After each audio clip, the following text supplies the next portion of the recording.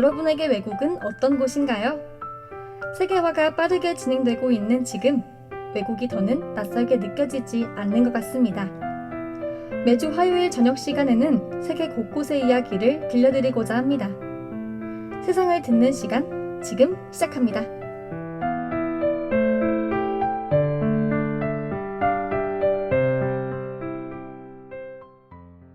네, 안녕하세요, 서연씨. 오늘 날씨가 정말 너무 좋지 않나요? 그러게요. 제가 날씨에 또 기분이 좌우되는 스타일인데 오늘 기분이 진짜 좋은 것 같아요. 이런 날 서연씨랑 방송까지 하니까 더 좋네요. 그럼 이제 본격적으로 오늘 방송을 시작해 보도록 할까요? 네, 1부에서는 나라별로 다른 법들을 살펴보고 2부에서는 나라별로 다양한 문화들을 한번 살펴볼 예정입니다. 네, 어떤 법들과 어떤 문화들을 들려주실지 벌써 기대가 되는데요. 그럼 노래 한 곡 듣고 와서 첫 이야기를 나눠보도록 하겠습니다. 오늘은 성범죄 처벌법에 대해서 다뤄본다고요, 서연씨? 네, 성범죄 관련 처벌법들이 늘 논란거리잖아요. 가장 최근에는 엠번방 사건들이나 조두순 사건 때 국민이 많이 분노하고 이해도 하지 못했던 것 같은데 다른 나라들은 혹시 어떻게 처벌하고 있을지 오늘 한번 같이 이야기를 나눠보고자 합니다. 네, 정말 늘 성범죄 관련 처벌들은 너무 약하다고 논란이 있었는데 다른 나라에서는 어떻게 하고 있을지가 궁금하네요. 그럼 노래 한 곡 더 듣고 와서 성범죄와 관련된 각 나라의 법에 대해 살펴보는 오늘의 1부 시작해 보겠습니다. 네, 그럼 성범죄자 처벌에 대한 각 나라의 법 한번 알아보겠습니다. 우리나라는 현재 성범죄자들을 관련 특례법 및 성폭력 방지 및 피해자 보호 등 많은 법률에 따라 처벌하고 있는데 관계 법령 등이 정말 다양합니다. 하지만 상황마다 고려되는 것이 많기 때문에 우리나라의 처벌은 딱 이렇다 하고 단정 짓기가 쉽지 않을 것 같습니다. 하지만 성범죄자의 평균 형량이 3년 2개월이라고 하니 강한 것 같지는 않다는 생각이 듭니다. 그렇군요. 그럼 혹시 가장 강력하다 싶었던 나라는 어디였나요? 강력한 나라들은 정말 많은데 가장 먼저 중국에 대해 말씀드리겠습니다. 중국은 사형이 집행되는데 특히 14세 이하의 아동을 상대로 성범죄를 일으키면 합의 여부와 상관없이 무조건 사형을 집행한다고 합니다. 대상이 아동이 아닐 때도 사형이 이루어지는데 직접적인 강간이 아닐 때는 이러는 거세가 주로 집행된다고 합니다. 아, 거세. 우리나라의 많은 국민이 외치는 처벌법이기도 한데 실제로 집행하는 나라가 있었군요. 네, 중국뿐만 아니라 캐나다도 화학적 거세를 진행하고 있습니다. 화학적 거세는 약물로 석욕을 억제하는 방법으로 재범 가능성을 낮추는 것이라고 합니다. 아, 화학적 거세. 근데 화학적 거세는 정말 처음 들어보는데 조금 더 현실적이면서 좋은 처벌인 것 같은데요? 네, 이제 또 사형이 이루어지는 다른 나라들을 소개해 드리겠습니다. 생각보다 정말 많은데, 예멘은 공개 처형이 이루어지고, 아프가니스탄은 피해자의 손으로 직접 총살을 진행하거나 피해자에게 사형 집행 영상을 집으로 보내준다고 합니다. 아, 직접 총살을 진행한다고요? 이거 쉬울 것 같지는 않은데요. 사형 집행 영상을 직접 보는 것도 참 기분이 묘할 것 같아요. 그리고 이란이랑 인도 또한 교수형이나 총살로 사형이 집행됩니다. 그러나 이란은 혹시 피해자가 원하지 않는다면 가해자에게 최소 무기징역이 집행된다고 합니다. 아, 이라는 피해자의 의견이 수렴되는군요. 이건 또 특이하네요. 맞습니다. 그리고 또 북한은 생각보다는 처벌이 되게 약한데 적발이 되더라도 처벌까지 가는 경우가 거의 없고 보통 뇌물 등으로 해결이 된다고 합니다. 그러나 피해자가 강간을 당할 시 모든 반항, 살인까지 정당방위로 인정됩니다. 아, 비리가 존재하지만 또 피해자의 방위도 모두 정당방위로 인정을 해주는 신기한 분위기네요. 네, 그럼 이제 처벌이 강력한 나라를 마지막으로 소개해드리자면 싱가포르입니다. 싱가포르는 태형을 집행합니다. 태형은 사람이 죽기 직전까지 때리는 우리나라에서는 흔히 곤장이라고 말하는 형벌입니다. 아, 곤장이요? 그러면은 약간 고문이랑 비슷한 느낌인 건가요? 비슷해 보이지만 조금 다릅니다. 태형의 목적은 당연하게도 재범률을 낮추는 것이고 장시간 지속적인 고통을 주는 형식으로 엉덩이를 1분에 한 대씩 내리치며 출혈이 있으면 또 잠시 멈추고 상처가 아물어질 때쯤 다시 집행을 진행한다고 합니다. 보통 고문은 재범률을 낮추는 그런 형벌의 느낌이 아니라 죄를 자백하게 하는 도구로 사용되기 때문에 고문과 태형은 차이가 있는 거군요. 정확합니다. 그럼 이제 정말 마지막으로 한 나라만 더 소개해드리자면 스위스는 특이한 방법을 쓰고 있는데 스위스에서는 사회 격리 조치가 내려집니다. 보통 무기징역이 내려지고 만약 어떤 이유로 감형이 되어 석방이 되더라도 일반인과 같은 생활은 불가능하다고 합니다. 거의 더욱더 넓은 교도소로 추방되는 것과 같다고 하네요.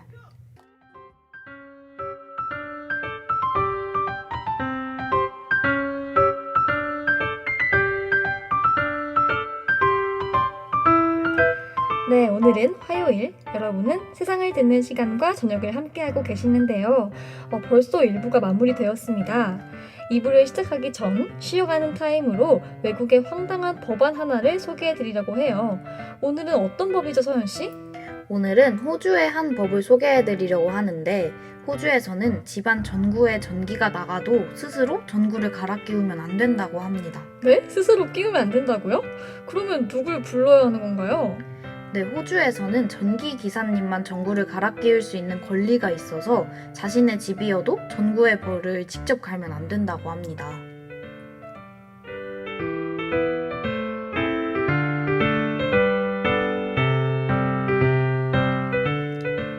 네, 이제 2부를 시작해 보려고 하는데요. 오늘 2부에서는 나라별 문화를 다룬다고요, 서연 씨? 네, 오늘 2부에서는 나라별 음식 문화를 이야기해 보려 합니다. 현재 외국 음식을 한국에서도 쉽게 접할 수 있어서 이제는 전 세계가 먹는 음식이 거의 같다고 생각할 수도 있지만 그조차 현지화되어 있는 경우가 많아서 실제로는 나라별로 참 다른 문화를 가지고 있습니다. 서연 씨 말을 들어보니까 또 그게 맞는 것 같아요. 양식, 일식, 중식, 우리나라에 없는 게 없어서 아주 가깝게 느꼈었는데, 나라별로 그 음식과 관련된 또 다른 문화들을 가지고 있겠네요. 오늘 2부도 기대가 됩니다. 네, 이제 본격적으로 세계의 음식 문화에 관한 이야기를 나눠볼 텐데, 음식 문화를 보면 그 나라를 볼 수 있다고 생각보다 음식에도 심오한 이야기들이 많이 담겨 있다고 하잖아요.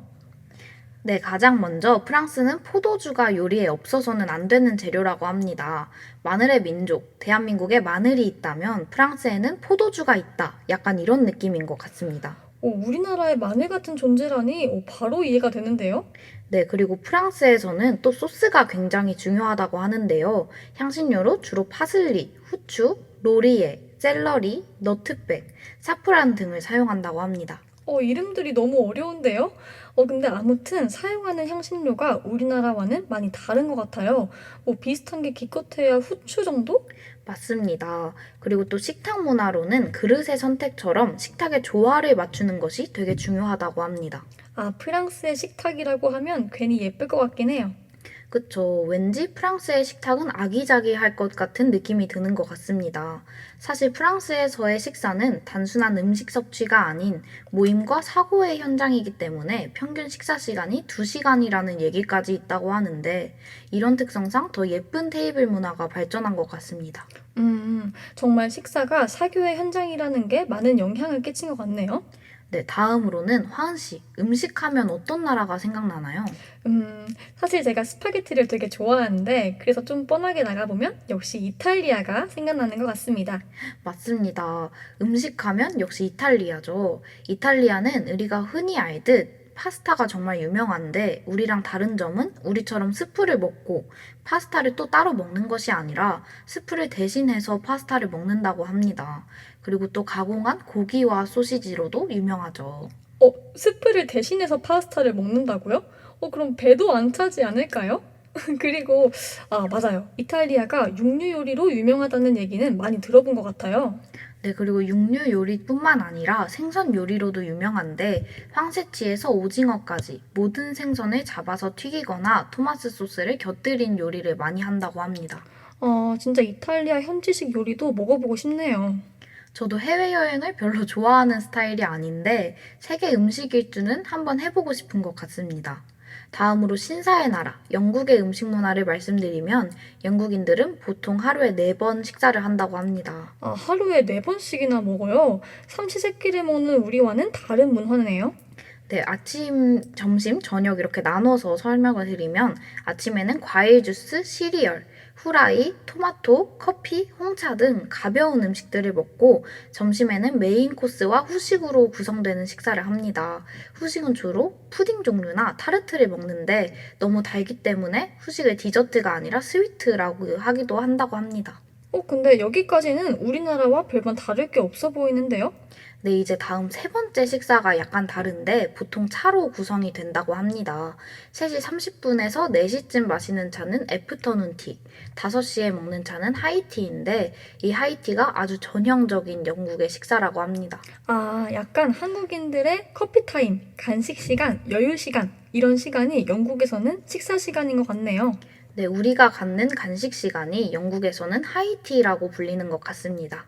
마지막 네 번째 식사는 서퍼입니다. 서퍼는 점심 식사를 정餐으로 먹는 경우에 저녁 식사를 말한다고 합니다. 만약 점심을 가볍게 먹었다면 그날의 저녁 식사는 디너라고 한다고 합니다.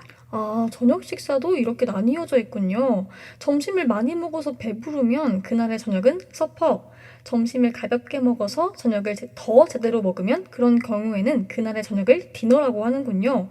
이렇게 분류되어 있는 게 너무 신기한데요? 네, 그리고 이제 다음으로는 일본의 이야기인데요. 일본에서는 쌀 다음으로 콩을 많이 사용한다고 합니다. 두부튀김인 아부아라게, 미소된장, 쇼유 등이 대표적으로 콩을 사용한 요리라고 하네요. 아, 제가 콩을 더 좋아하거든요.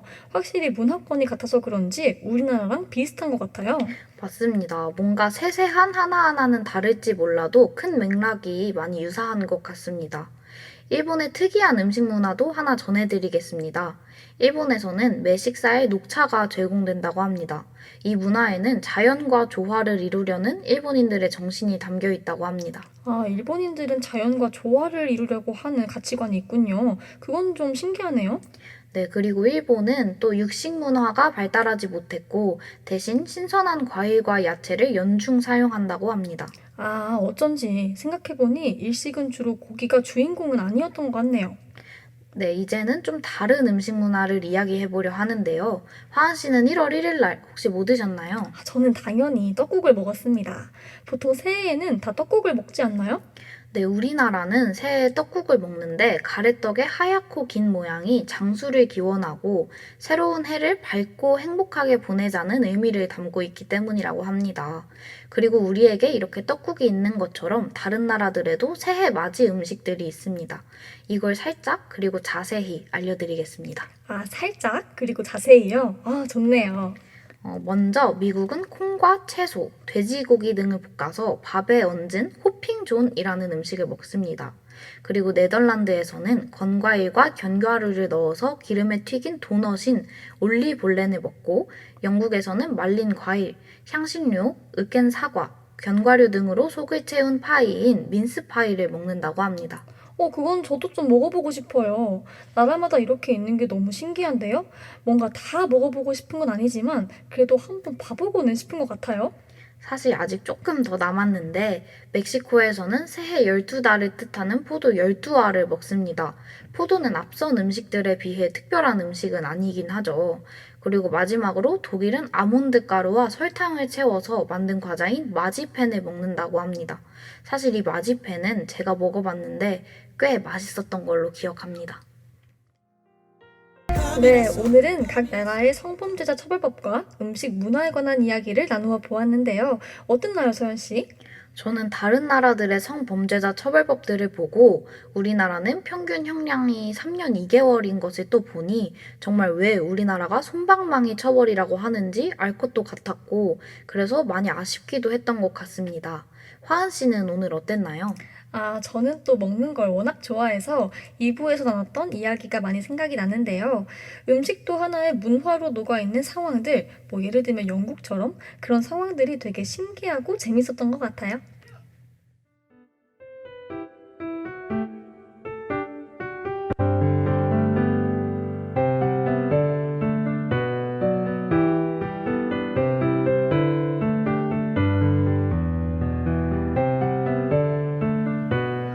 네, 아쉽게도 오늘의 이야기는 여기까지입니다. 다양한 나라의 이야기를 전하는 세상을 듣는 시간. 하고 여러분께 유익하고도 즐거운 시간이었기를 바랍니다. 저희는 다음 주 이 시간 다시 찾아오도록 하겠습니다. 지금까지 제작의 황서연, 연출의 박현진, 기술의 조민주, 모니터의 김예진, 그리고 진행의 저는 임화은. 황세연이었습니다. 감사합니다. 감사합니다.